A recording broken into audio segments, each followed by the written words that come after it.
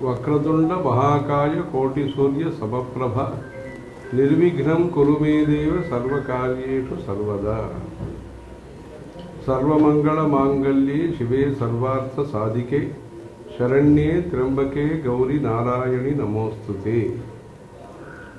श्रुतिस्मृति पुराणानाम् आलयं करुणालयं नमामि भगवत्पाद शंकरं लोकशंकरम्।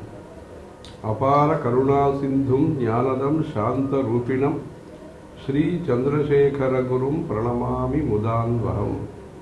देवे देहे च देशे च भक्त्यारोग्य सुखप्रदं बुध पामर सेव्यन्तं श्री जयेन्द्रं नमाम्यहम्। सदाशिव समारंभां शंकराचार्य मध्यमाम् अस्मदाचार्य पर्यन्तां वंदे गुरु परंपराम्।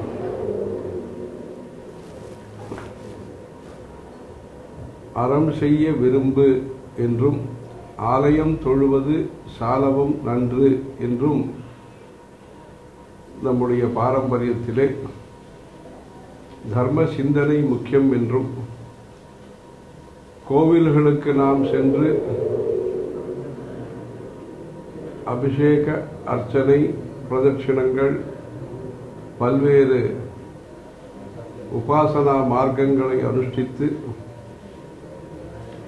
அரிதறிது மானிடராய் பிறத்தல் அரிது என்கிற இந்த மனித வாழ்க்கையிலே பல்வேறு சிறப்புகளை பெறுவதற்கு அறம் பொருள் இன்பம் வீடு என்கிற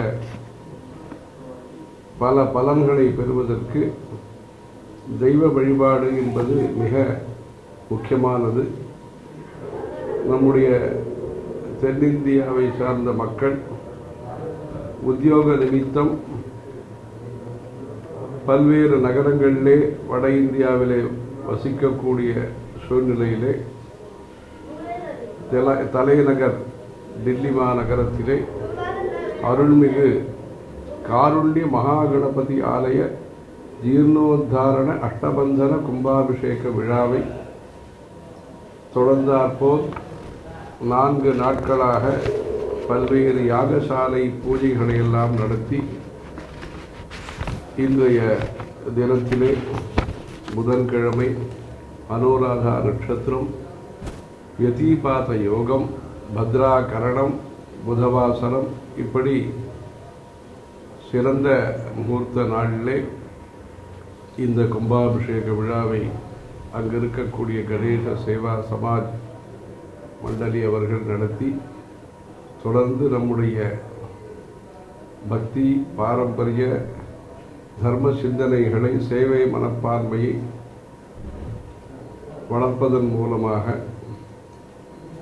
வரக்கூடிய தலைமுறைகள் அனைவருக்கும் அந்த விநாயக பெருமானுடைய அருள் உடனிருந்து தர்மோ ரட்சதி ரட்சிதா என்பதாக தர்மத்தை நாம் காப்பாற்றி அந்த தர்மமானது நமக்கு பல்வேறு சிறப்புகளையும் அளிக்கும் விதமாக இந்த தர்ம சிந்தனை மேன்மேலும் வளர வேண்டுமாய்